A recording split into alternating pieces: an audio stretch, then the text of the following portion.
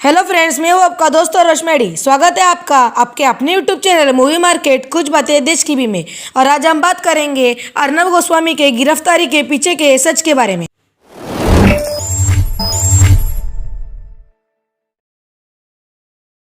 अर्नब गोस्वामी और शिवसेना की गठबंधन की सरकार के बीच चल रही जंग में आज बहुत ही निंदनीय बात घटित हो गई है। अर्नब गोस्वामी को गिरफ्तार कर लिया था। आखिर इस गिरफ्तारी की वजह क्या है? क्या यह गिरफ्तारी सही है? क्या यह गिरफ्तारी बदले की भावना से की गई है? इन्हीं सवालों का जवाब आज मैं आपको इस वीडियो में दूंगा। पिछले कई दिनों से अर्नब गोस्वामी के तीखे सवालों से महाराष्ट्र सरकार की नींद उड़ी हुई थी।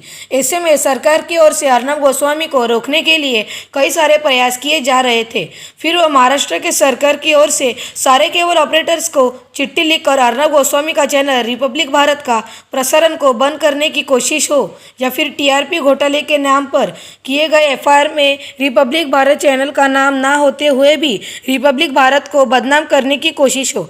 हर बार मुक्की खाने के बाद आखिर महाराष्ट्र पुलिस द्वारा अर्नब गोस्वामी को गिरफ्तार कर लिया गया, वो भी 2 साल पहले के केस के नाम पर। क्या है यह पूरी बातें जानते हैं हम आगे वीडियो में। दरअसल 2 साल पूर्व महाराष्ट्र अलीबाग के नायक नामक व्यक्ति ने आत्महत्या कर ली थी, जिसने अपने खत में मरने से पहले अर्नब गोस्वामी और अन्य 2 लोगों के नाम लिखे थे और अपने आत्महत्या के लिए उनको जिम्मेदार माना था। इस व्यक्ति के खत के अनुसार अर्नब गोस्वामी को उनके पैसे लौटाने थे, जो कि ना मिलने की वजह से उस व्यक्ति ने आत्महत्या कर ली थी। इसके चलते आत्महत्या के लिए उकसाने के आरोप में 5 मई 2018 को अलीबाग महाराष्ट्र पुलिस ने अर्नब गोस्वामी के खिलाफ एक एफआईआर दर्ज की थी। बाद में पिछले साल ही केस पर पूरी जांच करने के बाद इसी महाराष्ट्र की रायगढ़ पुलिस ने अर्नब गोस्वामी के खिलाफ कोई सबूत न मिलने का ब्यौरा देते हुए 26 अप्रैल 2019 में कोर्ट में एक समरी दायर करते हुए एक तरह से इस केस को बंद कर दिया था। जरूरी बात यह है कि उस वक्त अर्नब गोस्वामी की किसी तरह की गिरफ्तारी नहीं की गई थी, पर अब उस आत्महत्या के व्यक्ति की बेटी ने फिर से अर्नब गोस्वामी के खिलाफ शिकायत दर्ज की है, जिसके चलते अर्नब गोस्वामी को गिरफ्तार कर लिया गया था। उसके पहले कुछ और बातें हैं जो हमें जानना बहुत ज़रूरी है। जुलाई 2020 में नायक परिवार इस केस को फिर से खोलने के लिए मुंबई हाईकोर्ट से अपील करता है और फिर पिछले महीने 12 अक्टूबर को नायक परिवार पुलिस से मिलता है और आगे की जाँच की मांग करता है। फिर इसके तुरंत बाद सुशांत केस और पालघर केस में सुस्त तरीके से काम करने वाली पुलिस केवल 3 दिन बाद ही अलीबाग पुलिस के सीआईडी यूनिट ने 15 अक्टूबर 2020 को अदालत को यह बता दिया कि वो इस केस की नए सिरे से जांच शुरू कर रही है। इन सारी हरकतों से कई सारे सवाल खड़े हो रहे हैं, जिसके बारे में हम सबको बहुत ज़्यादा सोचने की ज़रूरत है।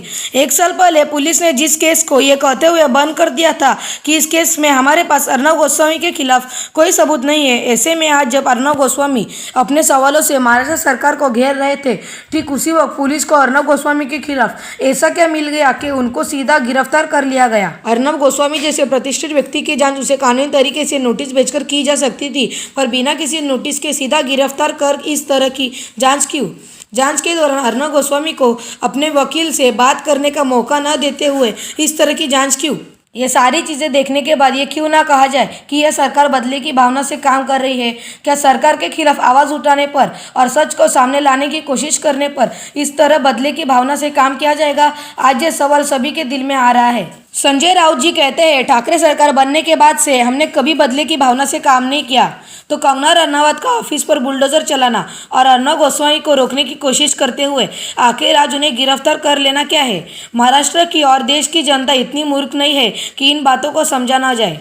आज हम सबको महाराष्ट्र सरकार के इस बदले की भावना से किए जाने वाले व्यवहार की निंदा करनी चाहिए। ऐसे व्यवहार को आज हम सबको मिलकर रोकने की जरूरत है, ताकि देश में अभिव्यक्ति की आज़ादी बनी रहे। महाराष्ट्र सरकार की इस व्यवहार से हमें 1975 में लगी इमरजेंसी की याद आ रही है, जिसने हमारे संविधान के 4थे स्तंभ मीडिया पर कड़ा आघात किया था।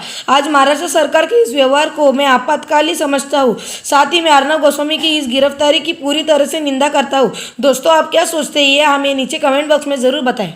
दोस्तों, हम हमारे इस चैनल से आपको देश के मुद्दों से इसी तरह से अवगत कराते रहेंगे और इसलिए हमें आपके प्यार और साथ की जरूरत है। कृपया चैनल को सब्सक्राइब और सब्सक्राइब के बेल आइकन को दबाना ना भूलें। साथ ही वीडियो को लाइक और शेयर करना ना भूलें। वीडियो में अगर हमसे कोई भूल हो तो कृपया माफ करें। जय हिंद, जय भारत।